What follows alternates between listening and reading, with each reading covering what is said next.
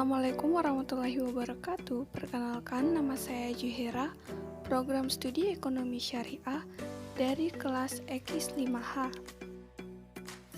Nah, di sini saya akan membahas tentang manajemen proyek. Apa sih manajemen proyek itu? Jadi, manajemen proyek ini terdiri dari dua kata, yakni manajemen dan proyek. Manajemen yang berarti mengatur atau mengelola, sedangkan proyek yang berarti pekerjaan. Dalam arti lain, suatu kegiatan sementara yang dilakukan dengan jangka waktu tertentu.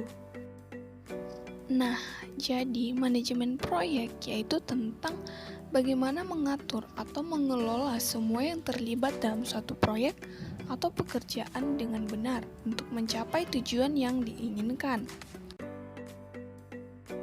Nah, arti lain daripada manajemen proyek adalah aplikasi atau implementasi dari pengetahuan, keterampilan, perangkat, dan teknik pada suatu aktivitas proyek untuk memenuhi kebutuhan atau tujuan suatu proyek. Sedangkan dalam buku Budi Santoso, manajemen proyek adalah aplikasi pengetahuan, keterampilan, alat, dan teknik dalam aktivitas-aktivitas proyek untuk memenuhi kebutuhan-kebutuhan proyek. Nah, adapun tujuan daripada manajemen proyek ini, yaitu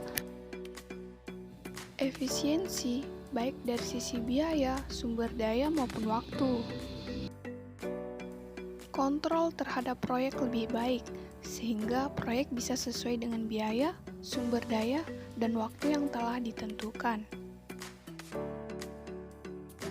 Meningkatkan kualitas, meningkatkan produktivitas, bisa menekan risiko yang timbul sekecil mungkin, koordinasi internal yang lebih baik, meningkatkan semangat, tanggung jawab, serta loyalitas tim terhadap proyek, yaitu dengan penugasan yang jelas kepada masing-masing anggota tim.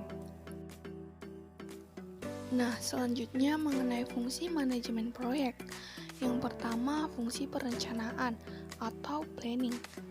Fungsi ini bertujuan dalam pengambilan keputusan yang mengelola data dan informasi yang dipilih untuk dilakukan di masa mendatang, seperti menyusun rencana jangka panjang dan rencana jangka pendek. Nah, selanjutnya fungsi organisasi atau organizing. Fungsi ini bertujuan untuk mempersatukan kegiatan manusia yang memiliki aktivitas masing-masing yang saling berhubungan dan berinteraksi dengan lingkungannya dalam rangka mencapai organisasi. Ketiga, fungsi pelaksanaan atau actuating.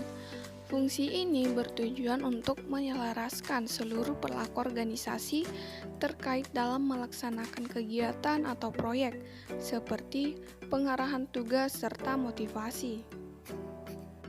Nah, yang keempat, fungsi pengendalian atau controlling. Fungsi ini bertujuan untuk mengukur kualitas penampilan dan penganalisisan, serta pengevaluasian kegiatan, seperti memberikan saran perbaikan.